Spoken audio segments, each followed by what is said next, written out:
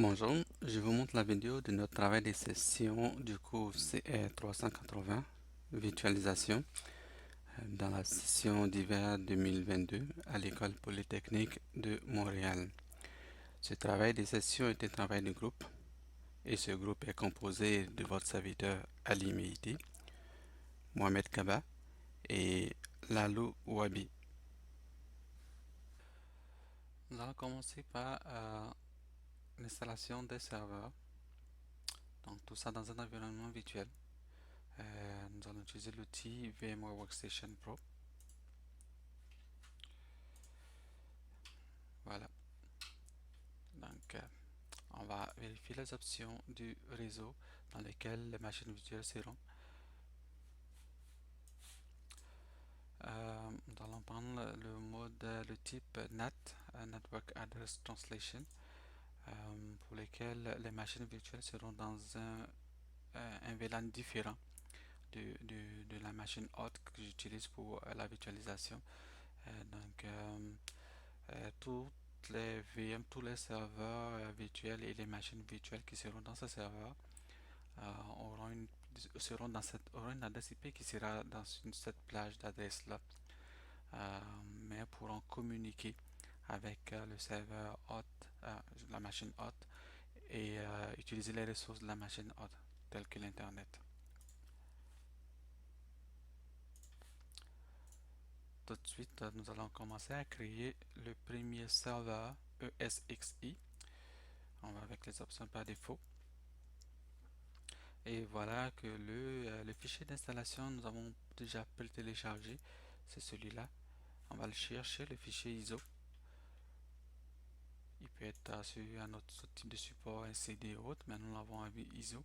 Et on voit tout de suite que le type de serveur, là, c'est le ESXi la version 7. Donc, c'est la version logicielle qui sera installée sur cette machine virtuelle serveur. On va lui donner un nom, ESXi serveur 01. Et en termes d'espace disque, je vais lui donner 400 Go et stocker les fichiers disques dans un seul fichier. Pour la mémoire, on a prévu d'installer en plus 3 machines virtuelles dans le serveur EXXi, et on aura certainement le vCenter aussi sur ce serveur EXXi.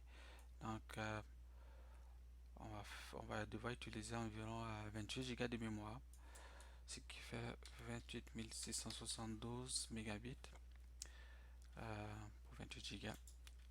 Et on continue la création du serveur EXXi, donc le serveur 01. Tout de suite, on commence à démarrer l'installation. La VM boot déjà avec le fichier d'installation sur l'ISO.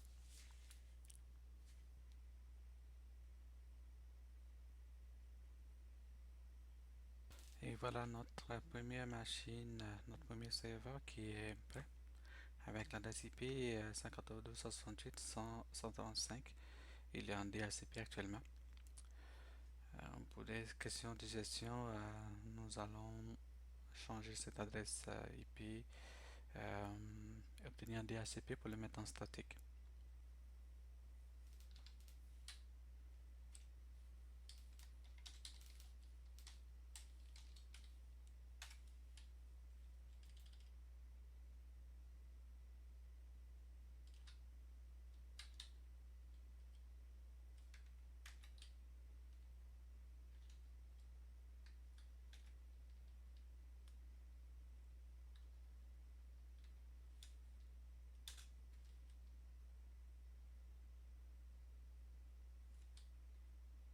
Notre serveur maintenant a obtenu son adresse IP et puis on l'a fixé pour que ça soit une adresse IP statique. On accepte de continuer. Le nom d'utilisateur, mot de passe.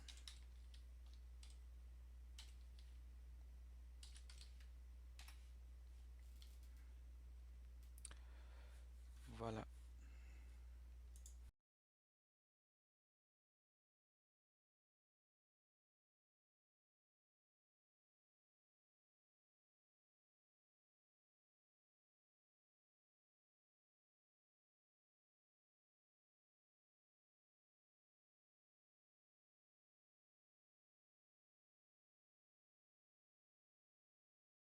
Nous allons le changer pour avoir un CPU différent. Nous allons choisir beaucoup plus de processeurs pour gérer ce serveur hôte. On va devoir l'éteindre et puis gérer ce serveur.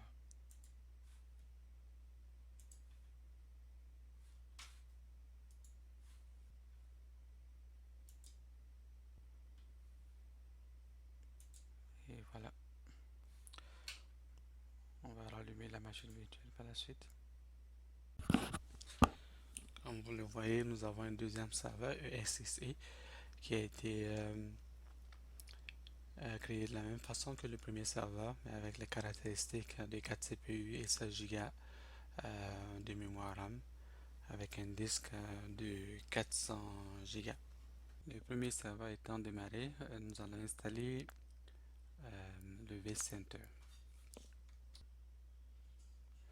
Alors donc le vCenter sera une machine virtuelle qui va s'installer sur ce serveur, le serveur 01.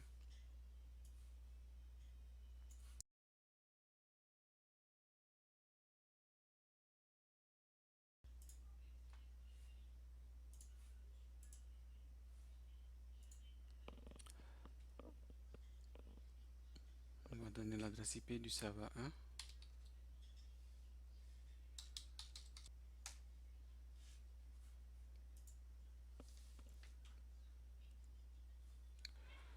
On va nommer le vCenter, on va juste lui donner le nom vCenter Server. En ce qui concerne le mot de passe root, on va définir un mot de passe.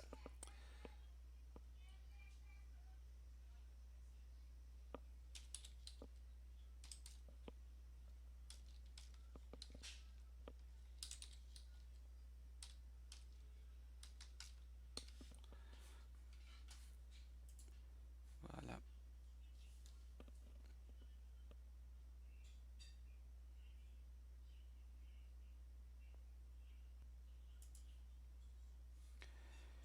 Et on va activer l'option Enable Thin Text Mode qui va permettre de ne pas utiliser tout l'espace à réserver pour une machine virtuelle en particulier, pour le vCenter.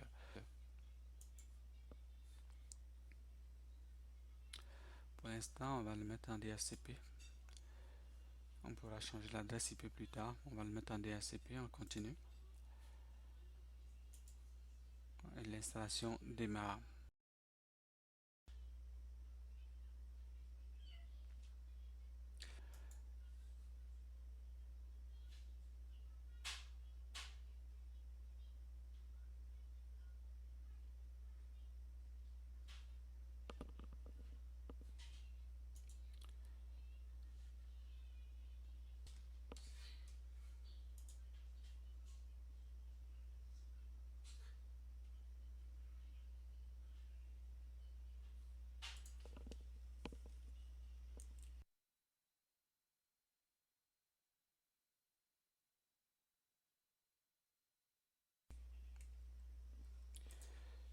Et on termine ça, qui va lancer la configuration, qui va compléter la deuxième phase de configuration du vCenter.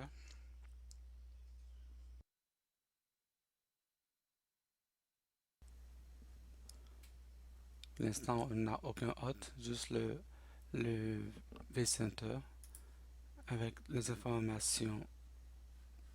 Enfin, il n'y a finalement pas grand chose puisqu'on a encore, on n'est géré pour l'instant. Donc, pour le vCenter, nous allons ajouter ce qu'on appelle un data center. Nous allons l'appeler DC. Et dans ce data center, nous allons ajouter à nos deux serveurs ESXi.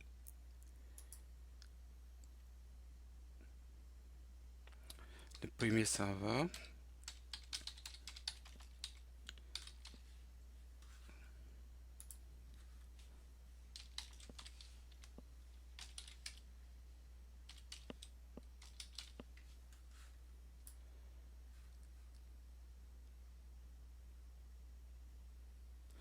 voilà, il apparaît là, il est en train de se connecter pour l'instant. Et nous allons faire pareil pour le second serveur 192.168.136. On va commencer à ajouter des machines virtuelles dans les serveurs. Utilisons le deuxième serveur qui n'a pas encore de machines virtuelles. Alors, on va le nommer CR380 FPS G15. Ça c'est le disque.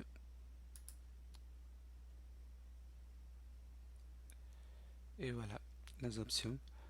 On va laisser ces options de base là, le CPU, 2 CPU, la mémoire de 4 Go et le disque dur, on va prendre du 60 Go. On n'a pas besoin de plus que ça.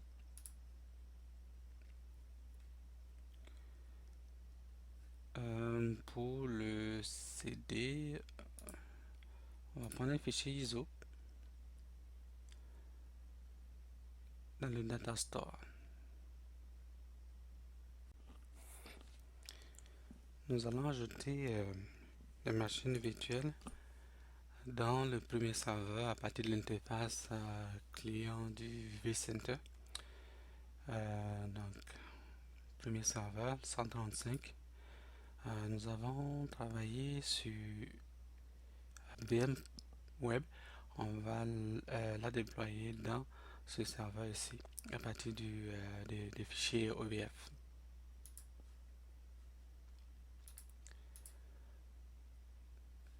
Voilà.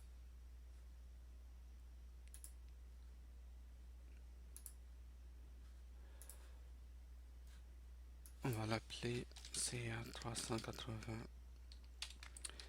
Web G15. Donc sur le premier serveur, le 135.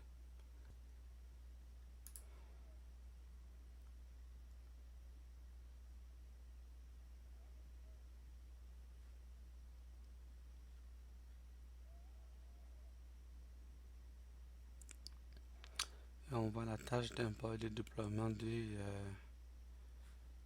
la VM. La VM est juste là. Et le déploiement est en cours. Le fichier ISO de Windows Server 2019 est uploadé. On va le sélectionner donc.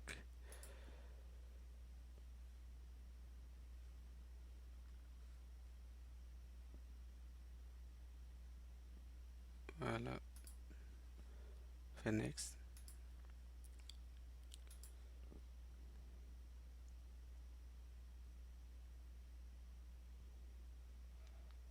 On va démarrer la VM.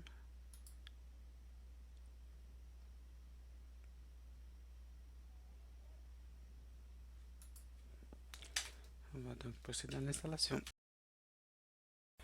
Pendant que les machines virtuelles sont en train d'être montées tranquillement, nous allons réviser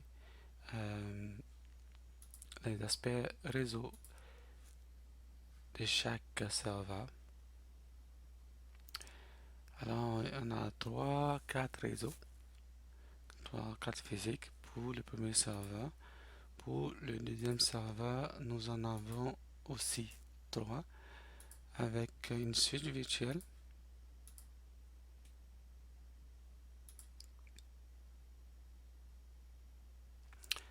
Et voilà. On remarque que pour chaque serveur, nous avons une carte physique qui est installée. mais ce serait mieux, comme le message l'indique, là, d'avoir une redondance au niveau de la connexion. En cas de perte d'une carte, que l'autre carte puisse automatiquement prendre le relais pour garder la disponibilité du serveur. Alors nous allons ajouter notre connexion montante, le uplink, avec la deuxième carte physique. Et on va mettre cette deuxième carte là en standby pour le failover. Donc la première carte qui est active, si elle tombe en panne, la deuxième carte, le VMNIC 1 va prendre le relais. Alors, ça c'est pour le premier serveur. On voit tout de suite que la VM pour les machines, pardon, les réseaux pour les machines virtuelles, VM Network, est connecté aux adaptateurs physiques. Mais pour l'instant, ce n'est que la VNIC 0 qui est active et la VNIC 1 qui est en standby. Donc les deux switches, les deux topologies, VM Network et le management, sont tous branchés dans la même switch qui communique avec les adaptateurs qu'on a activés. On va faire la même chose pour le deuxième. On retourne maintenant au vCenter sur lequel il y a notre serveur web. On va vérifier si ça fonctionne. On copie l'adresse dans le navigateur. Et voilà, ça c'est un test pour le serveur web. Ensuite, pour le contrôleur de domaine,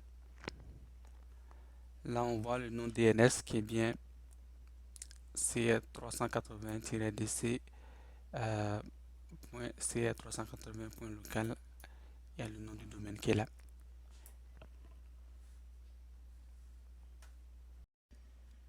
Voilà, notre vCenter est correctement installé avec les serveurs ESXi qui incluent des VM, des machines virtuelles qui sont des serveurs d'application aussi. Ça peut être des workstations ou simplement des serveurs.